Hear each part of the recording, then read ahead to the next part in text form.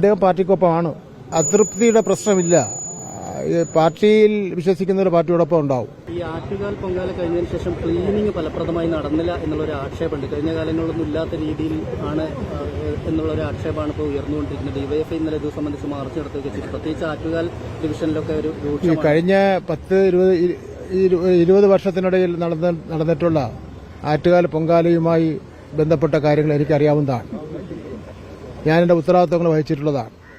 സാധാരണ പൊങ്കാല കഴിഞ്ഞാൽ ഒരിക്കലും ഇത്തരം വിവാദങ്ങൾ ഉണ്ടാകാറേയില്ല. നഗരസഭയും നാട്ടുകാരും അതുപോലെ തന്നെ പ്രാദേശിക ഉത്സവ കമ്മിറ്റികളെല്ലാം ചേർന്നുകൊണ്ട് നഗരം ക്ലീനാക്കുന്ന ഒരു സമീപനമാണ് ഉണ്ടായിട്ടുള്ളത്. ഇപ്പം അതിൽ നിന്ന് വ്യത്യസ്തമായിട്ടുള്ള ആക്ഷേപമാണ് ഉണ്ടായിരിക്കുന്നത്. ഒഴിവാക്കപ്പെടേണ്ട വിഷയമാണ്. അതിൽ കോർപ്പറേഷൻ എന്തെങ്കിലും പിശക് സംഭവിച്ചിട്ടുണ്ടെങ്കിൽ അത് അടിയന്തരമായി ഇടപെട്ട് അതിന് പരിഹാരം കാണുന്നതിന് വേണ്ട നടപടി സ്വീകരിക്കേണ്ടതാണ്. ഇതിനെ സംബന്ധിച്ചിടത്തോളം എന്താണ് ഉണ്ടായെന്ന് സംബന്ധിച്ചിടത്തോളം കളക്ടറോട് നമുക്ക് ആവശ്യപ്പെടാം. ഈ ക്ലീനിങ്ങിനുമായിട്ട് വേർന്ന് വന്നിട്ടുള്ള പ്രശ്നങ്ങളിൽ എന്താണ് അതിനെ സംബന്ധിച്ചിടത്തോളം ഒരു അവസ്ഥയെ സംബന്ധിച്ചിടത്തോളം കളക്ടറോട് ഒരു വിശദീകരണം ആവശ്യപ്പെടാം.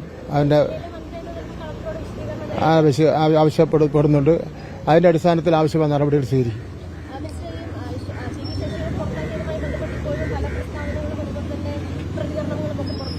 ഭിന്നശേഷി ആരെയും പുറത്താക്കിയിട്ടില്ലല്ലോ.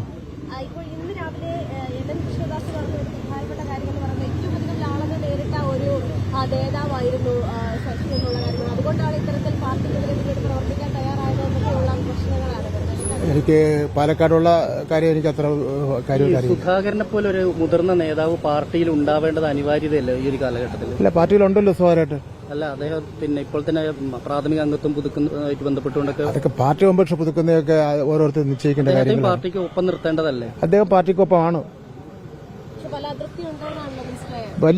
വലിയ മഹത്തായ ഒരു പാർട്ടിയല്ലേ. ചില അതിർത്തി ഉണ്ടാവും.